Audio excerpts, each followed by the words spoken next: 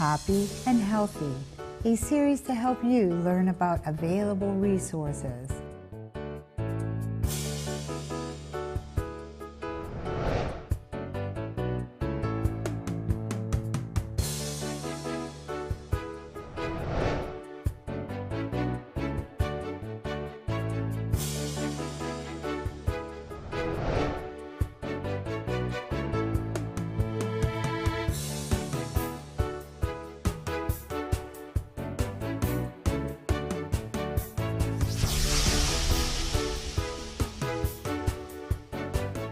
Welcome to Happy and Healthy, a new series aimed at helping seniors, older adults, their families learn more about the services available and resources available to them locally.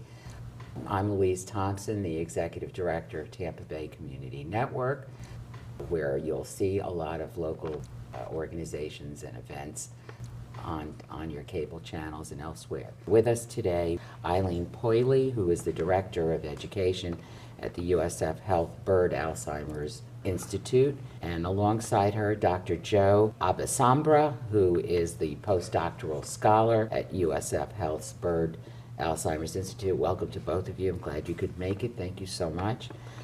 On my right here, Ed Eckert, who's with the coordinator of Project Lifesaver in town. Welcome, Ed, and Michelle Ingram, Hillsborough County Aging Services Human Service Supervisor for Adult Care Programs. Welcome to all of you. I appreciate your being here. Let's first let our viewers know a little bit about your organizations that you're affiliated with and what they do, how long they've been here, what their mission is, etc. Eileen, could you start us off? I'm with USF Health Bird Alzheimer's Institute. And the Institute is under USF Health. 3 years ago, it was originally the Johnny Bird Alzheimer's Institute, funded by the state. 3 years ago, became under USF Health. And all of the entities around campus were then, that had anything to do with Alzheimer's research, clinical care, patient care, education, were all put into the building. So it's been a great advantage for the university and for caregivers and patients, the synergy of having all of us doing all of the work on Alzheimer's in one building. So the services that we provide are in 3 areas. We have patient care, where our doctors specialize in Alzheimer's and memory loss, and we become your specialists, so to speak, in memory problems. We don't replace the primary. Our doctors become specialists, and they follow the patient and family throughout the disease process. Also in our clinic, we provide counseling for families if they're having any problems, and referral to community services. Our education department is the area that I oversee, provides education to the community, to healthcare providers, conferences and seminars, as well as to caregivers. We have several support groups that we run in the building for both the patient as well as for the families. We also do community memory screenings, which are a free community service for people who are not sure if they have a problem and want to get a free screening to see if indeed they do need a full memory evaluation. And then we also do support groups for caregivers, and then we have seminars that we do about 10 times a year for family caregivers throughout the whole Tampa Bay region. And Fantastic. So once you came under USF, you were more multidisciplinary than you very were much before. so, and all of the entities that were at the university were scattered throughout the medical school in different places. Social work and like that. Social work, medicine, I know we have researchers and nursing, so we are a multidisciplinary facility, neuropsych, so it's just wonderful of all the services that we're now able to provide. And we also do clinical research, and I will let Joe talk about our research that we do, both Dr. clinical. Joe, tell us about and, that. I'll turn Give me over an the research department to you. overview of what you do there. Well, Eileen did a beautiful job explaining everything about the Institute, but the one thing that I want to highlight about the Bird Alzheimer's Institute, which is really unique, is that number 1, it's a state-of-the-art building. Yes. Number 2, everything is within the confines of the building, everything you need. That means that We have the labs, we have the clinic, and all the administrative support that we have is under the same roof. This is excellent for research because whatever comes from our labs, we can take directly to the clinic and try to find a cure for Alzheimer's disease. So the only thing you're missing is the hospital, right? Well, not necessarily, because we have a clinic. Right. Alzheimer's Oh. disease isn't, So it's not overnight stay No, sort of just- thing. just It's a visit, so We- but they come there, right? right. We actually are the largest freestanding building dedicated to Alzheimer's that has, like what he was saying, everything in Everything. one building. We are the largest in the country. Wow, that's fabulous. So, We're good lucky here resource. sometimes, Absolutely. you know, about some things. Ed, tell us about Project Lifesaver. Okay, I work for the Pasco County Sheriff's Office. I'm the Project Lifesaver Coordinator there. We've had the program for almost 8 years. We were the third county in Florida to have the program. It's originally out of Virginia, in Chesapeake, Virginia. And the sheriff up there, they used to use this program to track animals. And they decided, he said, why can't we track people that with dementia, Alzheimer's disease, we can track them. And ever since he started in 1999, it's in 40 states now. It's in about 25 counties right now, and it's growing. They just put it into Canada also. And what it is, it's a tracking device. It's like a watch that goes on your ankle or your wrist. And if we call them clients when I sign them up, and if the client happens to wanders off from the house or shopping or whatever it is, we can track them, and we can find them usually in about 16 to 20 minutes. As long as they have that on there. Because Right. we do see this, and I want to talk to you about that, but I do notice from the press accounts that we're very often asked to look for what are silver alerts? Is that what we call Well, them? Or the Alzheimer's, a different, That's a different thing, and there are other things out there, but with Project Lifesaver, you have to keep it on 24/7. You can't. They have M finders, which you can. It's a good program. It's just like a LoJack in the car, where if your car gets stolen, they'll know the coordinates of the car, but it doesn't pin right down to the point. Project Lifesaver can, and you have to have the bracelet on all the time. all right, we want to hear more about Okay. that. But first, let's go to Michelle and tell me about what this department does at the county, that you are supervisor of adult care. Well, Hillsborough County, we provide various services, but specifically in the area of Alzheimer's and dementia, we do provide the adult daycare and the senior center services. And that's for any senior in the community that is 60 and older that resides in Hillsborough County. So we not only provide services for the client, as we would call them, but also for the caregiver, because as we know, a lot of our clients that have dementia and Alzheimer's, they require assistance or care. So a lot of them are unable to live independently. Therefore, we have a caregiver that does provide and assist them with their activities of daily living to ensure that they can live safely within the community. So what we provide is a very therapeutic and safe environment for our seniors to attend. We also provide them with a nutritious meal each day that they attend the senior center, as we also provide assistance with their care. So if they require assistance, maybe getting to the restroom, we are able to provide that.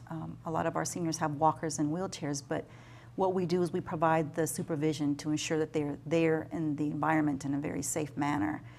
We also have an interdisciplinary team very similar to Johnny Bird, where we ensure that there's a social worker, also a nurse, and a manager there at the senior center that can assist with the care of that client. So even if they come in, we enroll them in, we see them at one level, and then as we see them decline, we can refer them to other community agencies, but then we also are able to provide them with additional services there in the senior center within our capacity of what we provide. And we have certified nursing assistants and personal care aides that can also assist with the client's care. In addition to that, we also provide support groups for our caregivers. So we try to provide education, and we bring in speakers that will come in and educate our caregivers regarding either the disease process or sometimes just the decline in their health, medications that might be able to assist, or even different areas to assist them with behavioral patterns that they've been seeing in the home, or if there's signs of wandering or sundowning, we're able to at least provide them with the education so that they know what that is, and then also they can provide better care for their loved ones in their home. Michelle, how many of these senior centers do we have in the county? Well, with Hillsborough County, we actually have 8. 6 of those senior centers are adult daycare centers, meaning that we do provide the additional assistance and supervision. 2 of those are just senior centers where they're more for active seniors in the community that might want some socialization. Because what we find is a lot of our seniors are very isolated.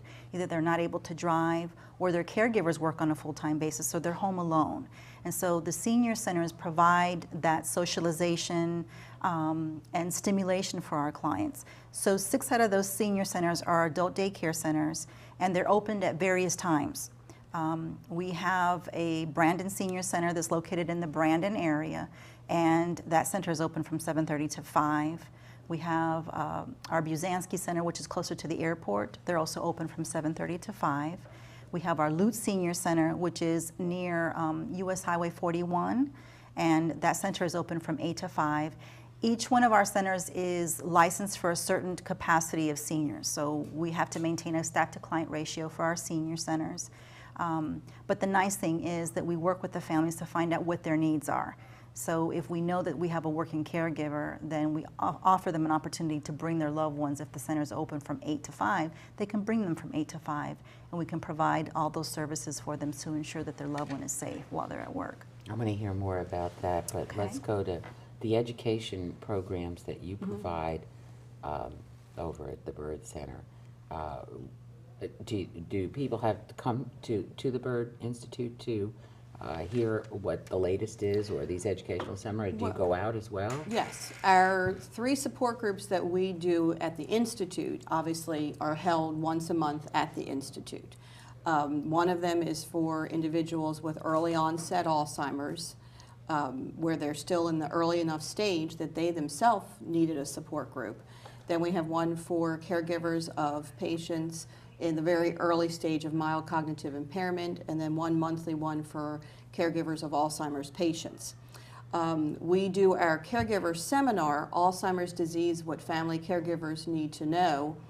That one we do throughout the county, Hillsborough, Pasco, Pinellas. We even go south, we go up into Polk, so that one we do all over the area. And so that one, and we also have one of those as well in the Institute.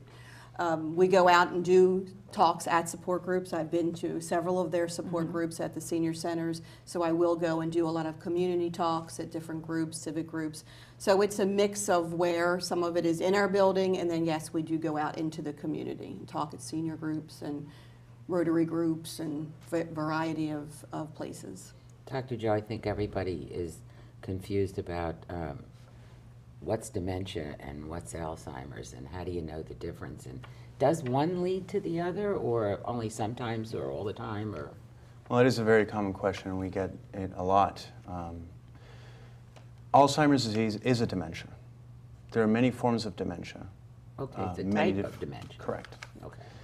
Dementia is defined as a decrease in cognition. That is to say, we lose our everyday, our ability to perform common tasks that we do quotidian, like cooking, or our routines of getting up, taking a bath, things like that. It just so happens that Alzheimer's disease is the largest dementia. 50% of all dementias are Alzheimer's disease. What are the others, just before we get into what Alzheimer's? We How do have- you know we have Alzheimer's? Less prevalent ones like frontotemporal dementia, dementia pugilistica, which is typically affects Sounds boxers. like a boxer. Boxers. Exactly. Exactly. And interestingly enough, they Is share. that Muhammad Ali's? Was that? No. Okay. But that's a great point. Many of the dementias may come from head trauma. And now the NFL is seeing that there are some sequelae to blunt Yeah. trauma in the head, and they're interested in research that is leading to forms of dementia like these. Like I said, Alzheimer's disease is one of the most prevalent forms of dementia. And if everybody here would reach age 85, half of us would have dementia, Alzheimer's disease. Really? Yes. 50%. And as the population expands and grows, and other diseases are being combated and cured, like heart disease and cancer, more people are reaching the age of Alzheimer's onset. So while we are reducing the mortality of many other diseases, Alzheimer's disease mortality is increasing. Is it's only increasing, do you think, because we're aging? That this was going to happen even 5 decades ago if they were just aging? Or is it some chicken I ate? No. You know what Well, I'm saying? diagnosis is also getting better, you know, so now they're diagnosing it better, and that's also another good reason. Yes. Okay. And the number one risk factor for Alzheimer's disease is age. Okay. So, So we're living longer, right. and we're learning more about it, so now we can identify Alzheimer's from other diseases, other dementias. How do you do that? You look at something like a brain. How do you actually know if somebody has Alzheimer's as differentiated from all these other dementias? Okay, great point. So Alzheimer's disease, as opposed to many other of these types of dementias, has 2 particular pathologies in the brain. One of them is known as the amyloid, which is the sticky gunk that deposits outside of our brain cells when we start developing the disease. It is thought now that that will in turn initiate another cascade of events inside the cells, and that is going to cause the aggregation of another protein called tau. So in Alzheimer's disease, you will have individuals that present both of those pathologies. On In top order, of that, in that order, though. One and then the other? well, see, that's the thing about Alzheimer's disease research, and mind you, this is a disease that's been troubling us for 100 years, which is scientifically very frustrating, like others, but it is thought today that amyloid triggers tau pathology. That's what it's thought, but that is not 100%. It's still a hypothesis. So, I mean, if you knew that, if you got to the first part, you might be able to find out how to stop the second exactly, part? Okay. exactly. But now research is geared towards identifying ways to stop tau, because some of us believe, and I'm one of those, that tau is actually the part that is causing most damage. So our work in our lab is to try to prevent tau-induced damage. Because no matter what, there are people who live normally with plaques, amyloid plaques in their brains. That doesn't necessarily mean that it's going to translate into a tauopathy. So the third damage in Alzheimer's, you have our outside gunk, our amyloid, inside gunk, tau, aggregation, and then there's brain damage. There is neurodegeneration. We start losing our brain tissue, and that is thought that will translate into loss of function of the brain. It just so happens that one of the regions that is mostly affected is the hippocampus. The hippocampus is a part of our brain. It's called the hippocampus. It's Latin for the oval where horses used to run. And it has that shape, and it's a beautiful structure. I love the brain Not a and all the hippo, cells. a horse. Right, a horse, right. Okay. So that seems to be a center where memories are beginning to initiate. What we learn and the memory begins through that site. So if that site is damaged, we will have problems not only making more new memories, but also collecting old memories. And accessing. You mean accessing? Accessing all them. So, right. Aren't those in 2 different places, somewhat like our computers? Like, you know, we have the hard drive, and then we have the Right. floppy or something. Short-term and long-term. Yeah. Right. So yes, that's what it's thought in lay terms, that the hippocampus is going to be kind of our short-term memory, and that's where it's formed. And then it's going to be stored in another place. So for example, if you just liked everything that I said, you're going to remember it. And that's going to be stored in a particular place. And you're going to have activation of other parts in our brain that are going to force you to remember that later on. Is But- it, you're saying that as a normal person? Yes. Without the Alzheimer's? Correct. Right. I'm going to remember what I disliked? Maybe not as much. Maybe not as much. Or actually, if it's something that scared you, you're going to remember that. Or I'm going to cancel it entirely? Hopefully you'll remember it so you don't do it again. Okay, all right, okay. Okay, I got you. He's laughing about it. You Okay. asked about a diagnosis and what makes a good diagnosis. And the one thing that we really do at the center is a very comprehensive diagnosis. And if people are looking for a diagnosis, we always encourage to go to a doctor that specializes in Alzheimer's disease or dementia being the umbrella term. And it has to include several parts. We do cognitive testing to test different areas of cognition, visual, spatial, short-term immediate recall, delayed recall, word fluency, and so forth. So we do different tests to test for cognition. They do blood work, which looks at different things such as if there's any infections, is there a problem with the thyroid, is there any vitamin deficiencies, anything else that can be causing memory loss. These are types of dementia, but can actually be treated. If you have a thyroid you can't problem, do that with Alzheimer's. You no, can't reverse there's it no with treatment, no. any of. But if you any- have a low B12, they can give you B12 shots. If your thyroid is not working properly, they can regulate it. So there's things that are treatable. So they want to do a blood work first, then they want to do some type of imaging, usually an MRI. We can talk later, you can talk about the PET scan, which is something we now have in our building, which is new.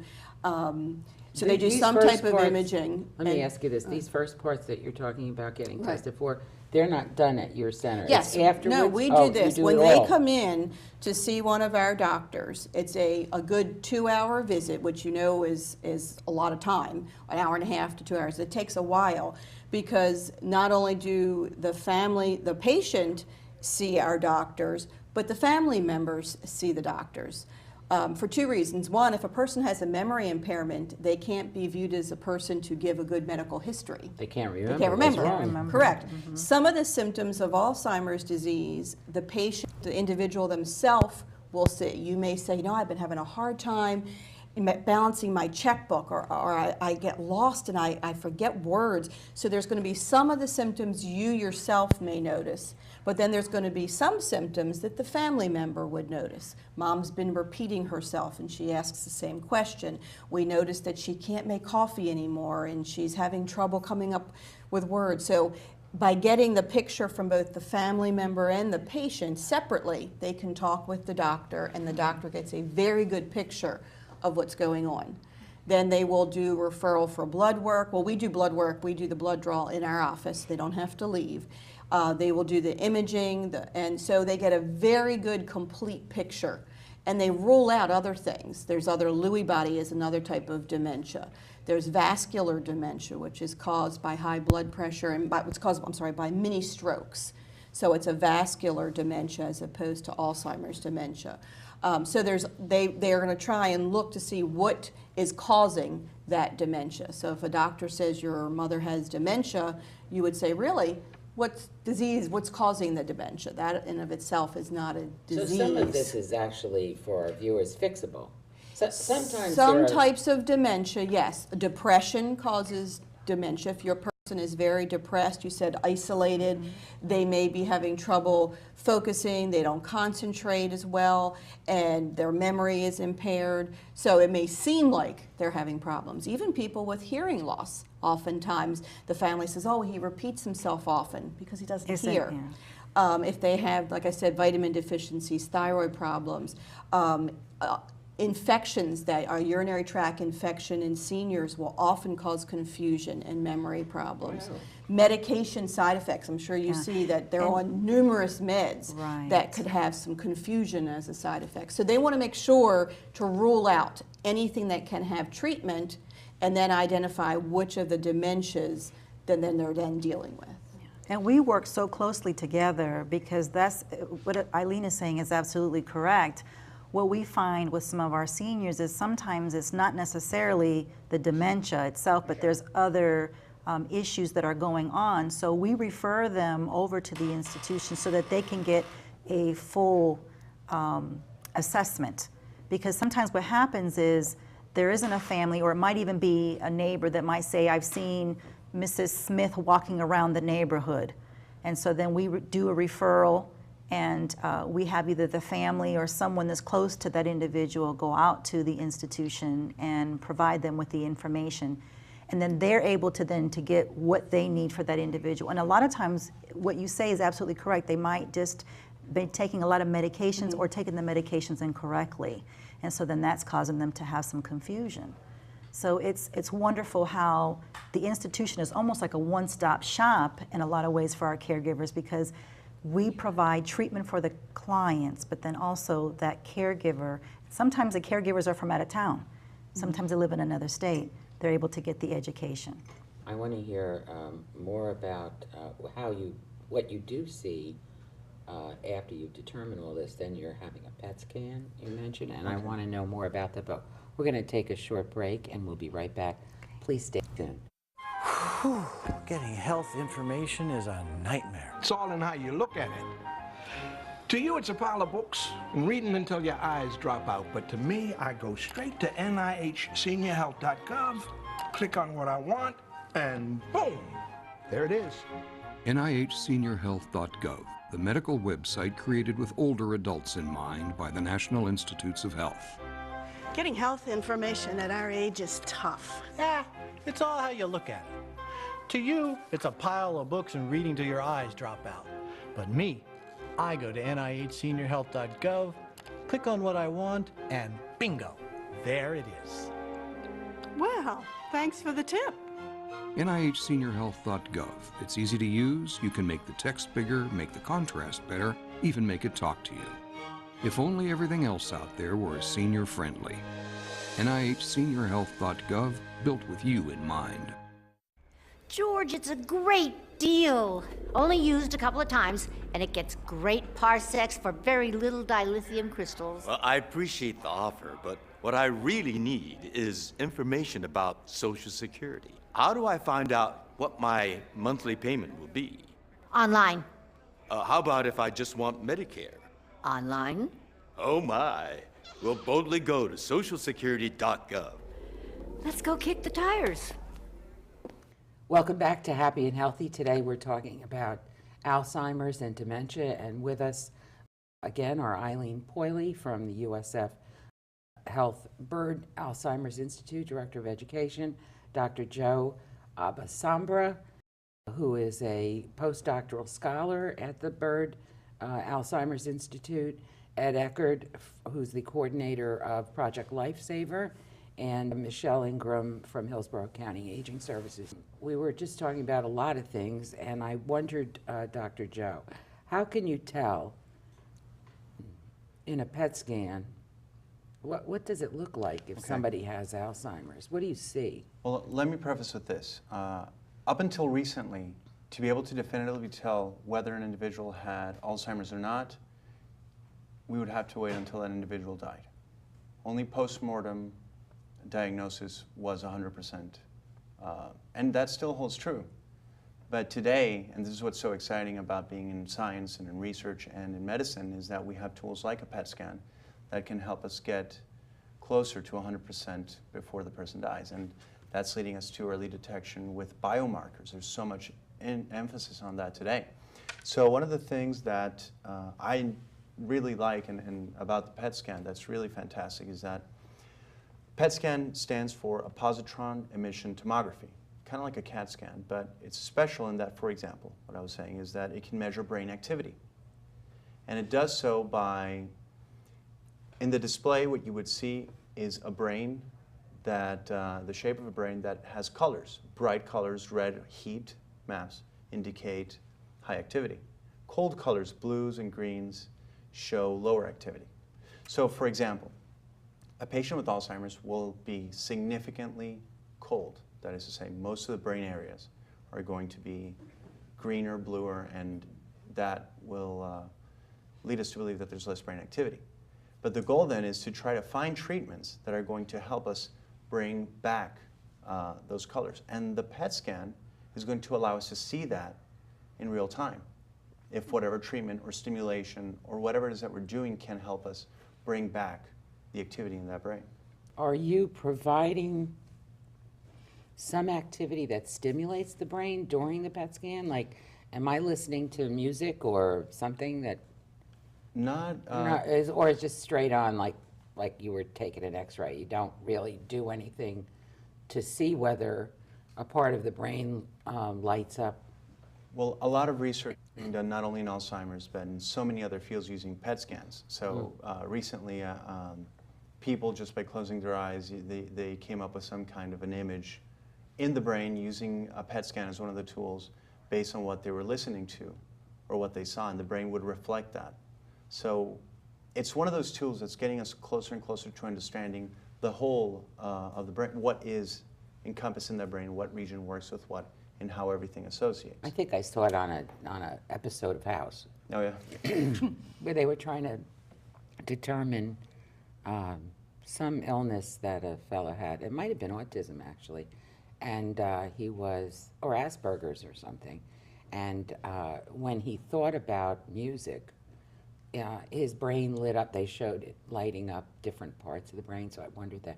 Tell me about hereditary. I'm sure there's a lot of us like me who have a parent, who had a parent who had Alzheimer's, or what's our odds of getting it, or should we go in and get tested now? What do we do? There are two major forms of Alzheimer's disease. And the one we know the most of comes from our genetic influence, that is our DNA. And what has changed in our DNA that we inherited from our parents and we're going to pass on to our children. There are certain mutations that are identified that lead to the accumulation of the gunk that I was explaining earlier. So, for example, the amyloid comes, that extracellular gunk comes from a protein called amyloid beta. It's a peptide. And the parent protein of that is called APP, amyloid precursor protein. Interestingly, that gene is in chromosome 21. And there is a particularly unique group of individuals who have trisomy 21. So those are children with Down syndrome. And that is teaching us that it turns out that every patient suffering from Down syndrome during their 4th and 5th decade of life are going to present the same pathology and signs and symptoms of Alzheimer's disease. So we've learned that the impact of that gene is critical for Alzheimer's disease pathology and the disease progression. There are mutations in the amyloid precursor protein in that sequence that lead to the accumulation of A-beta outside of the cells that will eventually lead to toxicity and bring cell death. So unfortunately, all this that I've explained is just a little bit of what we know of Alzheimer's, but that only accounts for less than 5% of the entire Alzheimer's population. It's more aggressive, it's early onset, an average 65. The problem is that the great majority of Alzheimer's populations is idiopathic, meaning we really don't know what's happening. Science has these huge question marks. We don't know. But again, it's such an exciting time that we're learning so much about the disease with all the tools that we have. So for example, one thing that we do know is that there are certain individuals who carry a change in just this one protein called apolipoprotein E. Normally, and likely all of us will have a form of ApoE that is normal, and it's called ApoE3. But there are certain people who have a copy of this gene that has been changed, and it's called ApoE4 now. ApoE4 is going to increase our risk of Alzheimer's, and it can do so up to 60% increased risk of suffering from Alzheimer's disease. And you find that in the progeny of someone who had Alzheimer's, the children, or? It can be found. Okay. Absolutely. There is a stronger impact in finding the linkage through mutations on amyloid precursor protein, presenilins, these are the enzymes that process APP. There are mutations even on certain enzymes that help get rid of the amyloid, that they no longer work. So instead of getting rid of the amyloid, it's accumulating and accumulating. And so I have this, you triggered a question for me, and then I want to go back to the other side of the table. You said that for a very long time, the only way you could identify Alzheimer's is on autopsy? Yes, and is it ever found on autopsy that you had Alzheimer's but had no symptoms?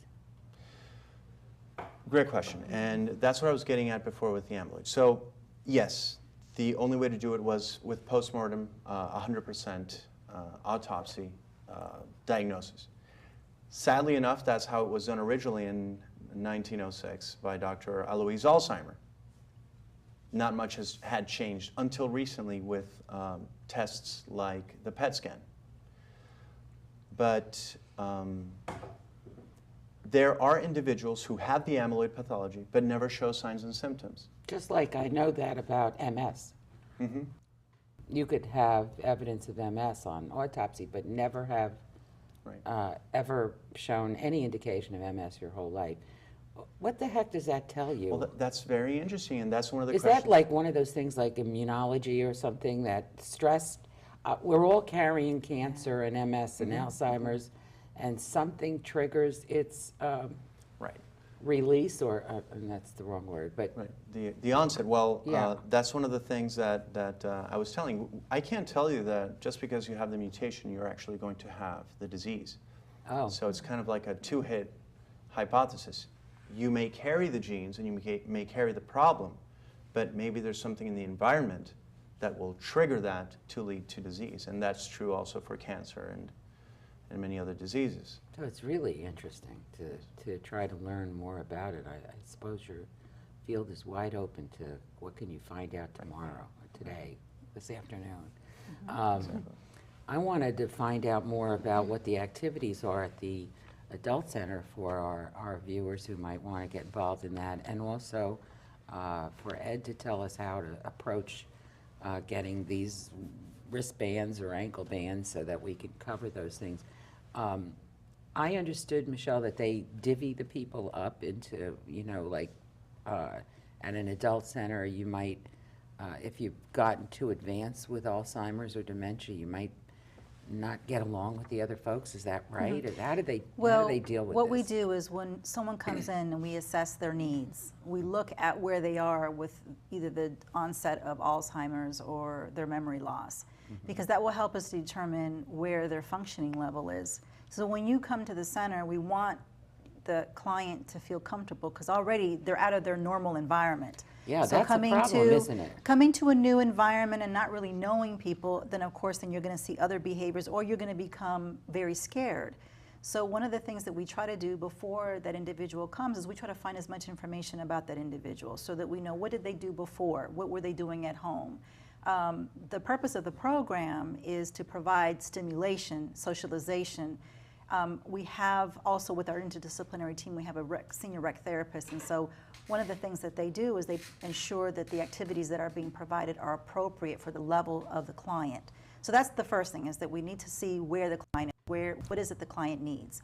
So to answer your question, what we try to do is if we have someone or clients that have more advanced memory loss, what we try to do is to place them in an area where the stimulation that they're going to receive is not going to be too much to where it's going to frighten them.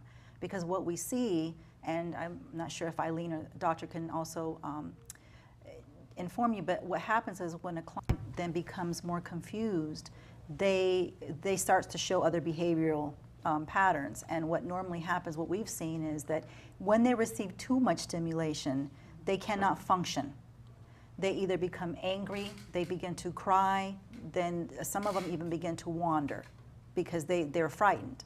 So what we try to do is to place those that have more mental decline in an area where we might have soft music, where there is not as much talking. If we have groups that come in for, let's say, sing-alongs, the sing-alongs might have to be in a smaller group because the stimulation is too much. So we try to find the activities that are appropriate for each client. But the activities, what we try to provide in response to that is the therapeutic activities, and that can range anywhere from sing-alongs, and that could be either groups or children that come to the senior center that do songs, and then our seniors can kind of join in with them. We have some of our volunteers that will come and they'll lead a group in different discussions. We have educational speakers that will come and talk with our seniors because we believe that, too, we have some that are still at an area where they can understand and remember information that we're providing them. So we try to educate them as well, making sure that they're staying healthy. We do sing-alongs, we do the bingo, of course. We do field trips.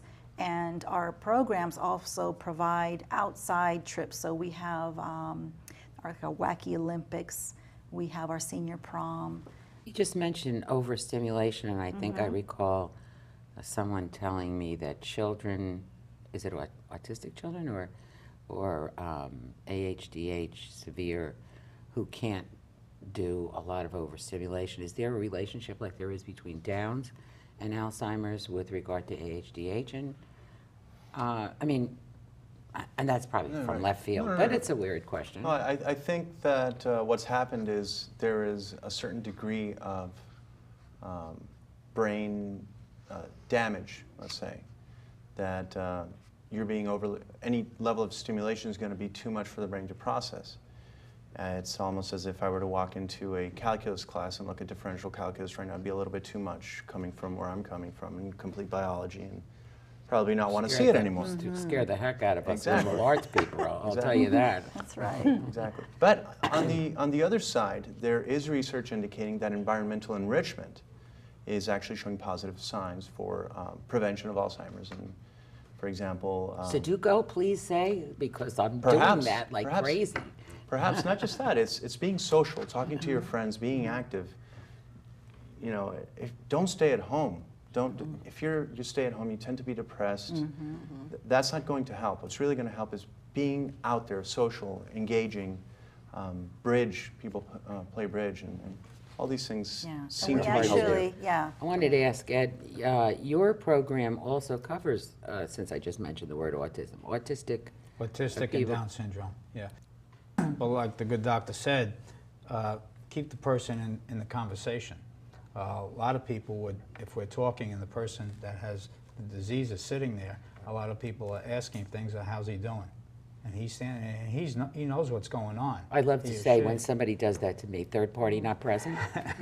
Why are you talking about me? Ask me. But they wanna be, you know, talk to me. I'm still a Right. person. Right. Even though I Still got the living in disease, here. and they wanna be be part of the accounted. group. Of course. How many folks do you have being monitored in? I have 60 people. And that's my in Pasco County? Yeah, but In we've had Hills- it for 8 years, but you know, you get a turnover, and it's averaging around 60 all the time. How do people get involved in that program? Do they hear about it and come to you? Their doctors tell them? Well, or if the the missing police? persons, they send me a report on anybody that's endangered, elderly endangered, we call it, and if it's an elderly person that has dementia or Alzheimer's disease, they send me the report. I look at the report, and they give them a brochure, the loved ones, a brochure on about the program. And I call them or they call me. And usually they're calling me first thing because it scares the family. And there's a nominal fee for this, right? To Yeah. pay for the... Yes, there is. But this is it's kind of a backup for the family. It's you know, knowing that something can be done when they do wander off. And you know, and this disease, they're going back in time. So say if you have somebody 75, 80, 85, whatever it is, years old, they might wake up one morning and think they're going to work. And they're back in that era. And I have a guy that he gets up, he used to be a chef in Miami. He gets up, gets dressed 4 in the morning, and he goes 5 miles, because that's where he had to go get a bus down in Miami to catch the bus. So it could be in any direction he's going, but it's exactly 5 miles. Oh my goodness. Each way. So, and that's, you know, I learned a lot from this, not as much, it's very interesting listening I to remember everybody once here. being away for a weekend up in Cocoa Beach, and I was staying at a friend's place, and someone knocked on the door, and it was a woman probably in her 60s, and she was lost, and she had something wrong with her hand, and she said, "Pocket, my pocket." That's all she said. And I went in her pocket, and there was the name of her son and the telephone number, and his unit wasn't very far from the unit she came to, but she had no idea where to go. Right. So that was interesting to me that she knew Yeah. to say pocket, my pocket, or something like that. You know, interesting. You know, with these cutbacks that we've heard so much about, of course, we've suffered a bunch of cutbacks here at our nonprofit, Tampa Bay Community Network. Is there a waiting list? Because this is an awfully big county. What is it, 1.2 million? Well, even And- before the budget cuts, we did have a waiting list because we are finding that there are a lot of people that are in need of the services. I and would say. sometimes it's not even just the caregivers, but the clients, you know, before, like you had mentioned, that sometimes they'll realize that there's something going on because I can't remember now how to get to the doctor's office. One of the things that we do is that we do have a wait list, but we monitor that wait list. And we try to take the clients that are, of course, in greatest need. And right now, we have, even with the cutbacks, our centers are, we have a specific number of clients that we can only have per day. How many is that? Well, each center is different. Each center is licensed for a different capacity. Okay. So just varying on which center you're trying to enroll your loved one, the best thing to do would always be to call our central intake, have that information placed on the waiting list, because at times we get additional monies and we might be able then to enroll more clients. And you might as well get on early because, as you all pointed out, the sooner the better, and you pointed out too. Yeah. If you start going, dropping off someone with dementia too late, they're more frightened of this new environment, correct? And actually what Eileen said earlier is correct, because what happens is a lot of times the caregivers are in denial, or they don't quite understand what's happening to their loved one. And so they don't know what to do. And that's the nice thing too with Hillsborough County, is that they can call, even if they're unsure, they can call the center, they can call the office, and they can say, this is what's going on, what do I do next? And someone can kind of direct them a little bit as to, this is the next process. But one of the things that we do ask is, when was the last time you took your loved one to the doctor? Because a lot of times we find that they haven't been to the doctor in quite some time. So there's different dynamics that could possibly be going on. But we do try to meet the needs of the clients, and unfortunately, because we have limitations with our centers, we can't enroll everybody in Hillsborough County. We would love to, but unfortunately we're not able to. But we do take the clients that are in greatest need. So the first step would be to call central intake, or sometimes we get referrals from churches, from neighbors, other agencies, doctors' offices, and they'll say, we have this individual that we've seen a difference, we've seen a change, or we're concerned about their well-being, and what are the services that you have available for them. So we're able to assist them. And the doctor had actually pointed something out as well about environment and stimulation and activity, that it's so important for our seniors to be active, even if it's just a little something. And that's the one thing that our senior centers and daycare centers provide, are the activities for our seniors that are so crucial for them to allow them to be healthy mentally as well as physically. Because that's another component, is that we provide exercise every day. We believe in that. And also providing nutritious meal and educating them on how important it is to eat healthy. So the components are so important for ensuring the health and well-being of these seniors. One wanted issue you to that, get back to your support groups. well, or one whatever. issue that where you were talking that made me think that one problem we see with caregivers, especially both of your areas, is we really try and talk to caregivers to get the help early. We tend to see caregivers in the early stages of the disease, they're able to still care for their loved one and they're doing okay. And then all of a sudden, it gets progressively worse, or they say, well, I don't need that, my loved one hasn't wandered. 6 out of 10 will. You don't know what day your loved one will wander, so do you call him in advance or do you wait? So we try and really tell caregivers, don't wait too long for 2 reasons. You don't want to wait for the crisis, and now there's no opening there. You have to struggle to find a facility, so you don't want to wait. You want to kind of do some preparation ahead of time, get on a waiting list, get active, get enlisted with that program, find out what services are available through either home care, assisted living, daycare, and not to wait. The patient at some point gets so dependent on that one caregiver that then if you wait too long, they don't do well to then bring in help too late. Yeah, and that's I a was good thinking, point too. I knew someone who Yeah. was misinterpreting their mother's behavior as, she's very angry at me. And really, in the end, when you looked at all the things that were happening, it wasn't that, but it was early dementia. Or, Right. I mean, it's just, they were repeating, they kept calling 100 times a day, calling the same phone number, saying awful things. We're asking the same question crazy over and over things. again. And so the Those are the child early thought, signs. Those are yeah. the signs of Alzheimer's. And you don't know that, so it's not just denial, it's just like, you misinterpret don't. what the heck is Right. happening. It's not just, well, okay, I don't want to face that fact. It's And we provide the same, Eileen. We provide support groups for our caregivers because that's an important component is we want to assist them with educating them with what is where you are now, where you can be in the future, and then also having them go to Johnny Burt because of the fact that there's so much education and research, new research medications, that if they come early enough, they can find out what's going on and there might be some preventative steps to take. Absolutely. The county is only providing daycare and not anything that's, if you needed respite care, No, we because do. the caregiver needs to just get out of town for 2 days. No, we or actually something. do You have provide, that? we do provide respite. We Oh, actually that's provide good. quite a few services, but for the dementia, Alzheimer's related area, what we do is we provide the senior adult daycare, the daycare services, and then we also provide in-home respite and then also facility-based respite. So we were doing the facility-based respite once a week and then once a month. So now we're actually doing it for up until I believe the end of this month.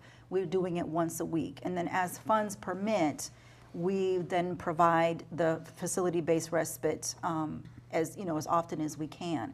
But we also ask people to go onto our Hillsborough County website, which is www.hillsboroughcounty.org, and it gives you the listing of all of our services that we provide, including that respite, because that's very important too. Tell me about what's happening in January over at the Bird Institute. We just had our grand opening of our second floor, was completely redone. It is our new Memory Care Center, which stands for our Comprehensive Assessment, Research, and Education, which is a mouthful. But it's just a wonderful we review it as a one-stop shop for Alzheimer's. There's 2 areas when you come in. There is a functional assessment section, which includes 3 things. It has a driving assessment, where we have a car and they sit in and there's a screen and they actually go in and they're tested and under normal, like they're driving, they're looking at a screen so it looks like they're driving, to be able to evaluate if they still have the cognitive ability to safely drive. So that's one, because driving... Are you telling the Department of Motor Vehicles? Actually, the doctors do, because if a person is not safe to drive, it's doing everybody a service by making sure that they are Unless it's your mother and taken she off the says, road. no, you cannot Well, take my driver's license well, away. Okay. You don't want to have Right. an accident. I know this. So, Okay. and then the doctors will work with the family and our social worker on how to break the news and to tell them that they no longer are able to be driving. Wow, that's a tough That's one. a So, difficult one. yes. Mobility is So everything. that's one area. Then the other area we have is to evaluate falls. We have and balance, because both of those are important as far as risk factors, as well as a person with Alzheimer's is more at risk sometimes if they don't look down, and depth perception problems. So we have a big gait mat and a balance machine where we will have occupational physical therapy evaluating that. We also have a full apartment on the second floor with a kitchen, laundry, bathroom, bedroom, where we'll have occupational therapists evaluating their ability to manage their daily activities safely in the home. Can they stay home alone? And what modifications are needed to make the home a safer place for someone with memory. The other side of the second floor is our clinical area, where we have our imaging center with our PET scan, our lab, and then the whole hallway of doctor's offices where they can see our geriatrician, our psychiatrists. We have social workers. So all of the clinic will be up. That will be seeing patients for initial evaluation. The unique part, there's also a classroom in the back of the room. The uniqueness of this space is not only was it designed to be a one-stop place to get all the needs met, it was designed with the actual look of it very specific. It's a very relaxing atmosphere, has a very soothing look, nothing at all. People say it looks more like a hotel spa than a doctor's office, because people coming in with a family member anticipating a diagnosis of dementia, or diagnosis, I'm sorry, of Alzheimer's, there's a level of stress, anxiety, so we wanted it to be a very, very relaxing space. There's also a caregiver resource library so they can get all the information they need. So it's really very comprehensive. And they can take a tour, right? Can Yes, people, can yes. the regular public, the normal We public? do tours, and yes, every and we other just month. have to call, your website is? Ours is just put in alz.health.edu. No Okay. www. With you, Ed, is there, that is an independent program, right? It's not really affiliated with the Sheriff's Office, you're just, is that right? Well, Or it is? Project Lifesaver is all over the country, and we're just affiliated. We take care of it. Okay. You can get the program any other county sheriff's office. It's got to be a municipality or a sheriff's office can get the program, and they can get it. It's based out of Virginia, but it has to be run under a law enforcement agency. And they do the monitoring? Yes. The law enforcement agency? Yeah. What it is, it's a bracelet that they put on, and if they happen to wander, we go to the scene where they were last seen, say at their home, and we have a receiver. You have to have a receiver to find the transmitter. And when you do a 360, we pick up the signal and we follow it from there. Mike, it's fabulous that you have that. I want to thank all of you. We're out of time. We probably have to do a second show on this, on all these topics. Appreciate you all coming down and talking to our viewers about what's going on. Hope your phones ring and you We hope so, too. hear from people who have visited your website. Thank you all for tuning in, and we'll see you next time on Happy and Healthy. Thank you.